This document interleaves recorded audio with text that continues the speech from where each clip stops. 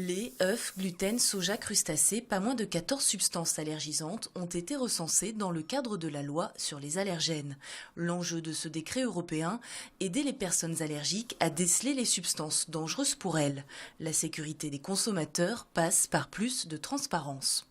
Plus on va mentionner, plus on est pro dans son domaine, et bien plus les gens qui ont malheureusement, parce que c'est pas parce que autour de la table des fêtes, quelqu'un est allergique au gluten ou à l'arachide qu'il est privé de dessert. Il peut retrouver chez un artisan aussi bien un dessert qu'il a imaginé sans gluten ou qu'il a imaginé sans œufs ou sans lactose. Un patient qui est atteint d'allergie, ben lui il va se réconcilier avec le travail d'un artisan. Pas de problème de fond pour les professionnels qui pratiquent le fait maison. C'est plus sur la forme que la directive est contraignante. La présence ou non de ces allergènes doit apparaître sur les menus. La solution, c'est déjà de savoir ce qu'on sert aux clients.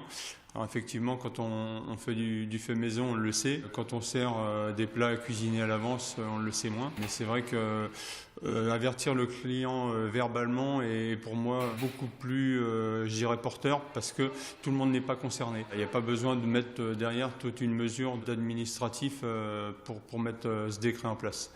Ça peut se faire, parce qu'on va se battre là-dessus, ça peut se faire de façon assez légère.